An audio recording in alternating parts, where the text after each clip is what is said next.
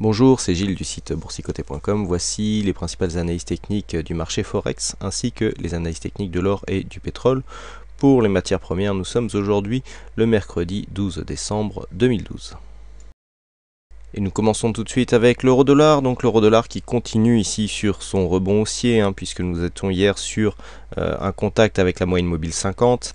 J'indiquais qu'une continuité du mouvement provoquerait certainement ici une poussée de la bande de Bollinger et donc initierait certainement un nouveau mouvement haussier en direction de la résistance ici des 1,3076. Et bien c'est ce que nous venons de faire, puisque nous venons à l'instant, au moment où je préparais cette analyse, de marquer un point haut sur cette fameuse zone ici. On voit un point haut à 1,3077,5 pour une résistance ici à 1,3076 et les cours sont en train de s'orienter à la hausse.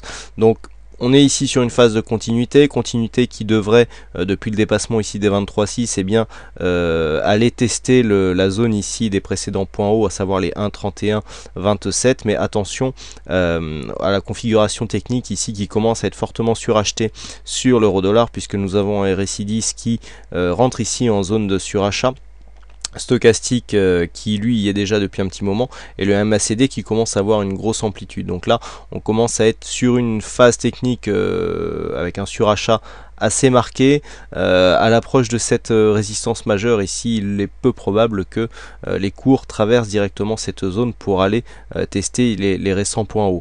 Donc personnellement je privilégierais plutôt une phase de consolidation, en phase de consolidation qui peut revenir ici sur les 1,3014 qui représente un objectif de consolidation, le premier objectif, ou ici sur cette zone de moyenne mobile 20 exponentielle qui devrait converger ici vers les 1,30. Donc là ce sont les premières zones. On a clairement ici une phase de continuité de la tendance moyen terme qui est en train de s'opérer, puisque nous avons ici cette phase de hausse avec une phase de consolidation qui est venu se retourner donc dans la zone 50-61,8 sur un support intermédiaire. Là la confirmation est en train de se faire, mais elle sera totale lorsque les cours auront dépassé cette fameuse zone des 1,3127. Donc là nous sommes plutôt dans une optique de continuité du mouvement haussier de fond, et bien sûr ce scénario sera invalidé en cas de cassure des 1,2875 qui représente le dernier point bas significatif.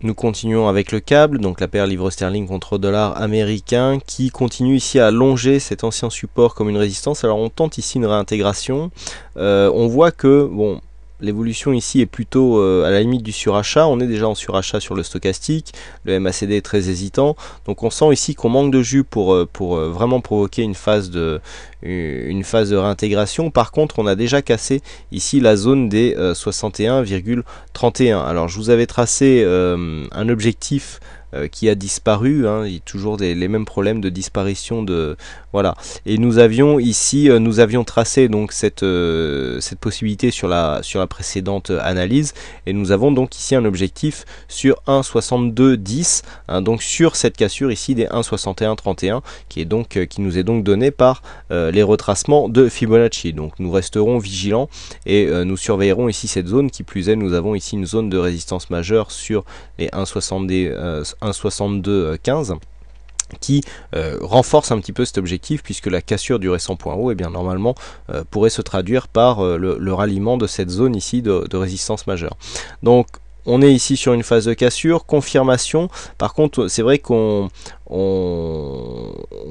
est sorti ici de la dynamique haussière, mais on est en train d'imprimer une nouvelle dynamique. Donc là ici on voit qu'un support est en train de se créer. On n'a pas encore assez de points bas significatifs pour vraiment savoir si c'est ce support qui fera foi, mais pour l'instant la dynamique ici est assez forte. Alors par contre malgré le fait que nous ayons confirmé ici la continuité du mouvement par dépassement du récent point haut, nous avons une phase de surachat qui pourrait bien provoquer une phase de consolidation. Donc là on a un objectif un premier objectif qui se situe à 1,6122, zone de résistance qui pourrait bien ici marquer un petit overlap sur laquelle donc la zone, les cours ici pourraient se retourner à la hausse avant d'aller confirmer l'objectif précité.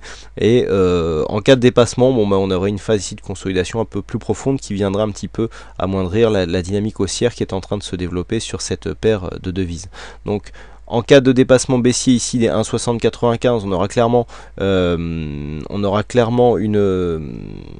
un affaiblissement de cette tendance. Par contre, un retour ici, on va dire, au-dessus de cette zone des 1,6122, eh bien, permettrait de conserver la dynamique et d'aller rejoindre la zone d'objectif beaucoup plus rapidement. Donc la paire livre sterling contre dollar américain qui reste orientée à la hausse moyen et court terme.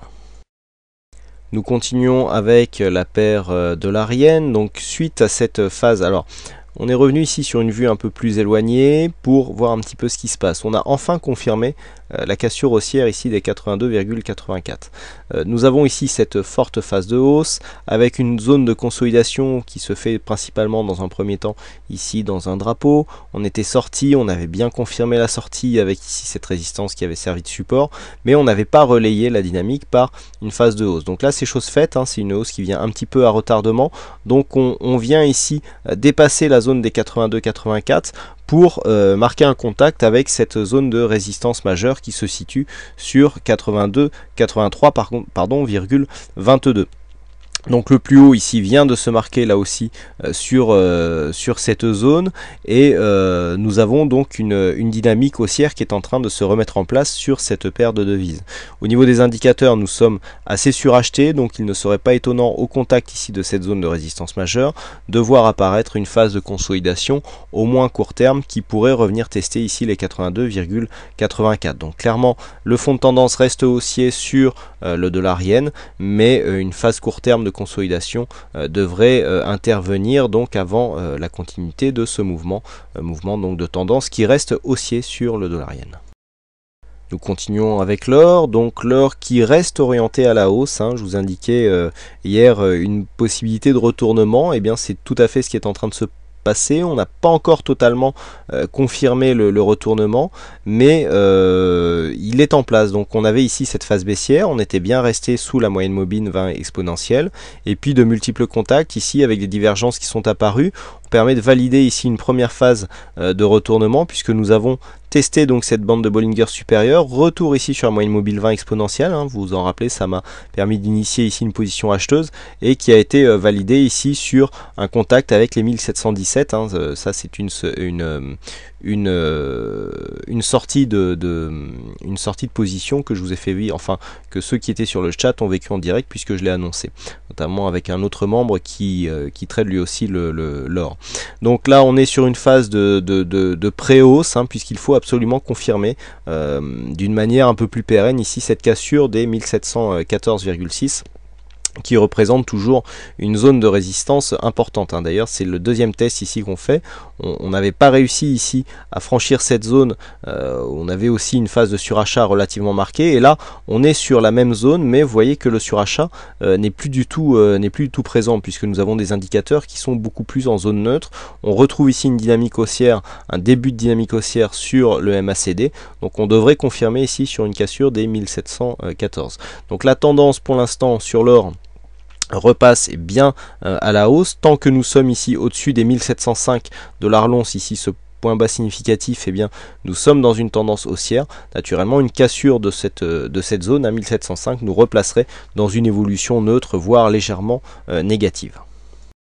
Et enfin on termine avec le WTI, donc le brut léger américain, qui trouve lui aussi une tendance plutôt haussière. On était sur une phase, alors je vous avais indiqué ici qu'on avait quand même une belle divergence, des beaux signes d'affaiblissement ici sur cette phase de baisse. Je vous avais indiqué qu'on était sur le bas du range, qui est donc un rebond technique était fort possible.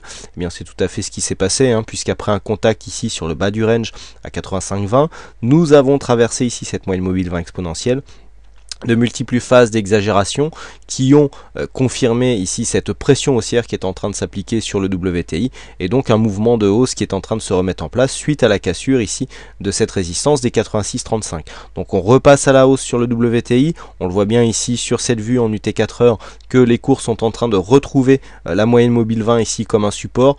On oscille entre la bande de Bollinger, plutôt sur la bande de Bollinger, puisqu'on est allègrement au-dessus sur cette phase, hein, instantanée, donc on met une grosse pression ici sur la bande de Bollinger supérieure, et donc on est en train de replacer le mouvement dans une tendance haussière.